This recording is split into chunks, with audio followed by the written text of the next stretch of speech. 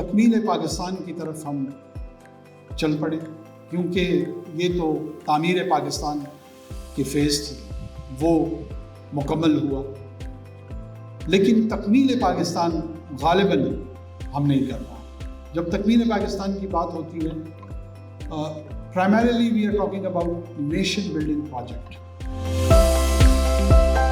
میں social media کو زیادہ الزام نہیں دوں گا، ویسے یہ سمجھا جائے گا کہ میں حکومتی زبان بول رہا ہوں، لیکن بدقسمتی سے سوشل میڈیا نے ایک تو ہمارے اٹینشن سپین کو کم کر دیا، دوسرا جو ریسرچ، انویسٹیگیٹ، ریڈنگ کلچر تھا وہ ڈکلائن پہ چلا گیا۔ یعنی جو نالج، جو انفارمیشن مجھے کتاب سے ملنی تھی وہ میری جنریشن میں آرٹیکل پہ آ گئی، آپ کی جنریشن میں واٹس ایپ پہ آ گئی، تو وہ کنسائز ہوتی جا رہی، کم ہوتی جا رہی، اور جو ہی کم ہوتی جا رہی اس سے ہماری اوپینین بھی جو ہے نا وہ شیڈڈ اوپینین ہو گئے، لیس انفارمڈ اوپینینز ہو گئے، اور ہم نے اپنے لیے بھی اور معاشرے کے لیے بھی نئے نئے چیلنجز بنائے۔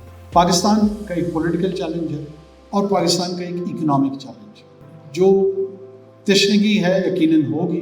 اکنامک چیلنج پہ تھوڑی سی بات میں کروں گا۔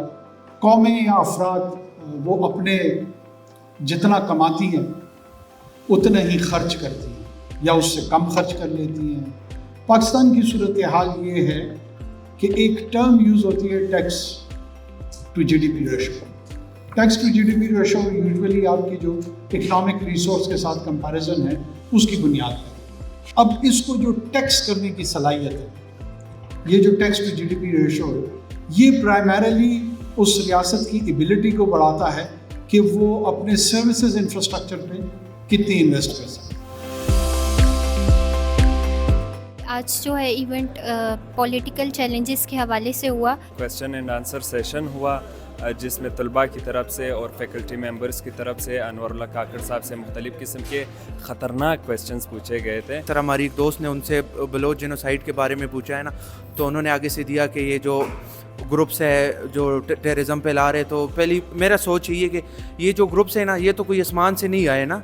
مزید بھی سینیٹرز یا پولیٹیشینس کو اس طرح کے سیشنز کرنے چاہیے۔ اس سے یہ ہوتا ہے کہ جو اسٹوڈنٹس ہیں ان میں بھی پولیٹیکل ویل اویئرنیس آتی ہے، انہیں بھی جاننے کو موقع ملتا ہے کہ جو ان کے ملک کے لیڈران ہیں وہ ان کی کیسی سوچ ہے یا وہ کیا سوچتے ہیں۔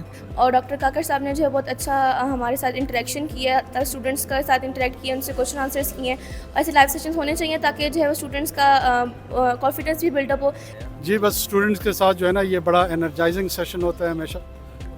یہ وہ طبقہ ہے جو آپ کو توانائی فراہم کرتا ہے، اسٹیمولیشن فراہم کرتا ہے۔ ہم ان سے جو ہے نا خود انسپریشن لیتے ہیں اور یہاں پہ آ کے جوان محسوس کرتا ہوں۔ Thank you.